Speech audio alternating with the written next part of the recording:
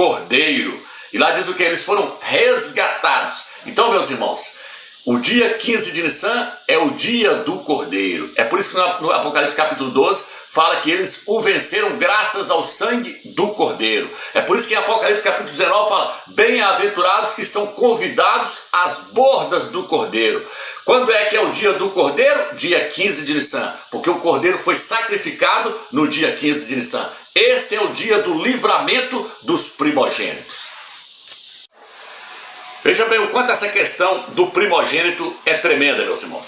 Em Êxodo capítulo 13, versículo 13, diz assim: todo o primogênito da jumenta, porém tu o resgatarás com um cordeiro. Aqui está dizendo que todos os primogênitos de uma jumenta teriam que ser resgatados junto com o cordeiro.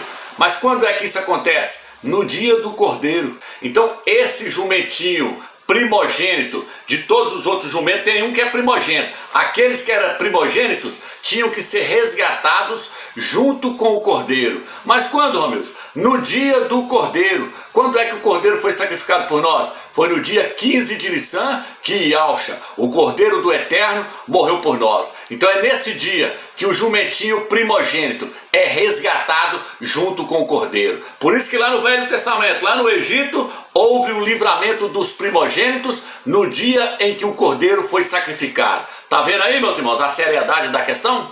Só tem arrebatamento então dia 15 de Nissan, que é o dia do cordeiro.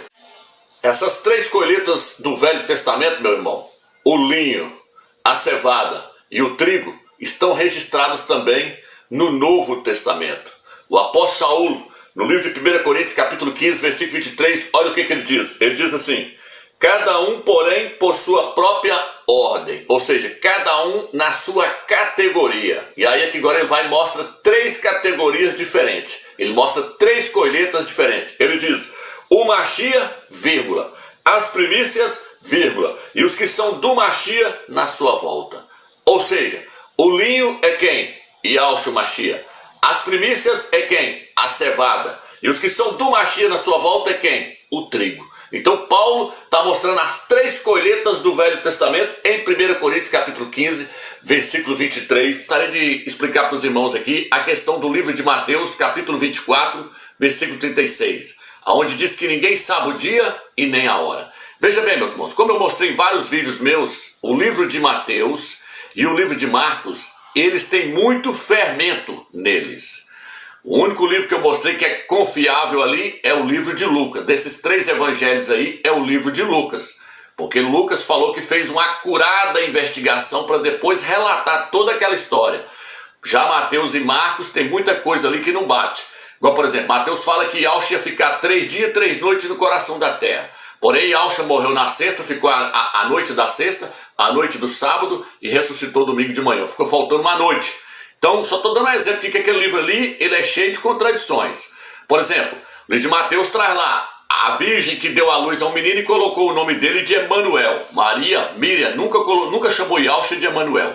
Emanuel é o nome do anticristo, do antimachia. Então aquele livro está cheio de contradições. Então nós temos que nos basear no livro de Lucas. E o livro de Lucas, capítulo 21, versículo 33, se eu não me engano, ali narra toda a história da figueira que está narrada no livro de Mateus. Porém, Lucas não termina a parábola da figueira como Mateus termina. Mateus termina dizendo, ninguém sabe o dia e nem a hora. Lucas não coloca esse versículo. Por quê? Porque ele provavelmente foi acrescentado para dentro das Escrituras. Por quê? Porque as Escrituras não podem entrar em contradição, meus irmãos. No livro de Amós, capítulo 3, versículo 7 diz, Yahweh não fará nada sem antes revelar os seus segredos aos seus profetas. E hoje existem profetas ainda na terra. Por quê? Porque no livro de Efésios, capítulo 4, versículo 3, fala que o Eterno concedeu dons aos homens, a uns serem profetas e mestres. Então as Escrituras não podem entrar em contradição. Em Amós diz que o Eterno não vai fazer nada sem antes revelar os seus segredos aos seus profetas. E no livro de Mateus está dizendo, ninguém pode saber o dia. Tá vendo aí, meus irmãos? Então está entrando em contradição. Se o Eterno revelou para Noé quando é que ia vir o dilúvio, por que o Eterno vai revelar o arrebatamento para a igreja do Machia, a igreja fiel? Então isso aqui é por terra. E aí eu quero terminar esse estudo usando Salmos 90, versículo 10, para os irmãos entenderem. Vamos lá.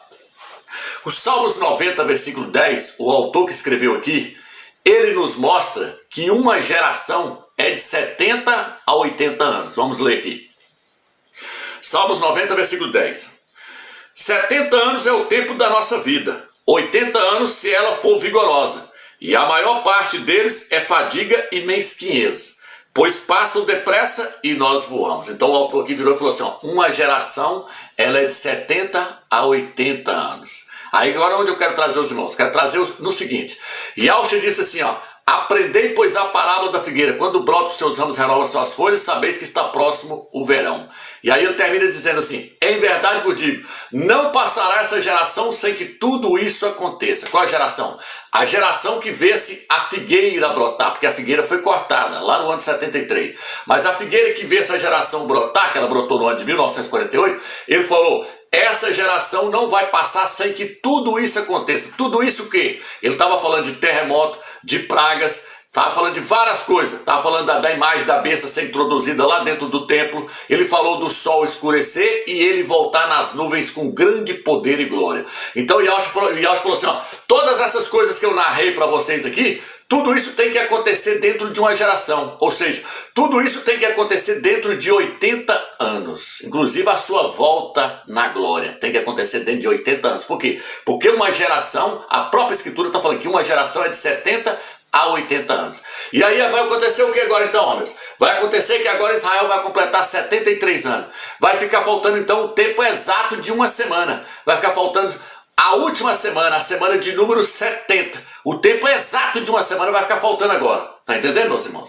Então, é por isso que nós cremos que o arrebatamento vai acontecer agora no dia 15 de Nissan. Tá entendendo, meus irmãos? Porque aí se inicia a última semana, a semana de número 70, que está registrado no livro de Daniel, capítulo 9, versículo 24 e 27.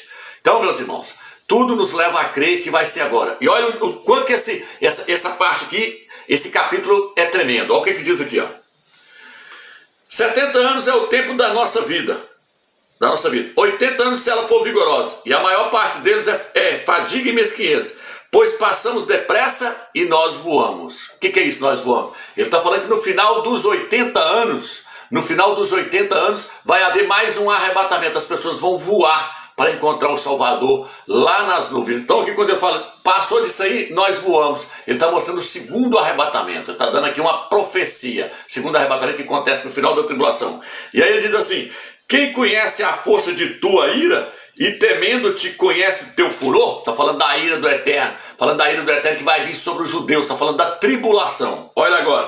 Ensina-nos a contar os nossos dias para que tenhamos coração sábio. Está vendo aí? Ensina a contar os nossos dias para que tenhamos coração sábio. Volta, Yahweh, até quando? Tem piedade dos teus servos. Está falando da volta de Yahweh, porque o Eterno vai voltar na pessoa do seu Filho. O Eterno pode vir pessoalmente, mas ele vai manifestar o seu poder, a sua glória em Yahweh. Então por isso que ele está falando aqui, ó. Volta, Yahweh, até quando? Tem piedade dos teus servos. Agora, sacia-nos com teu amor pela manhã e alegres exultaremos nos dias de todos.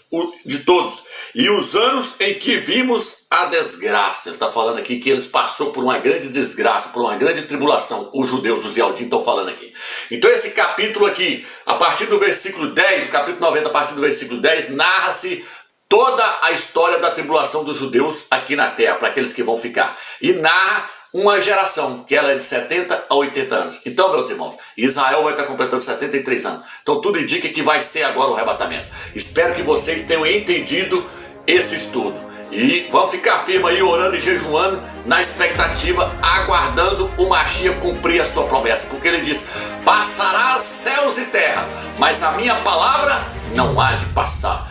Ele falou, essa geração é a última. E eu estou garantindo para vocês aqui, passa céus e terra, mas a minha palavra, eu não volto atrás. Ela não vai passar. Espero que vocês entenderem esse estudo.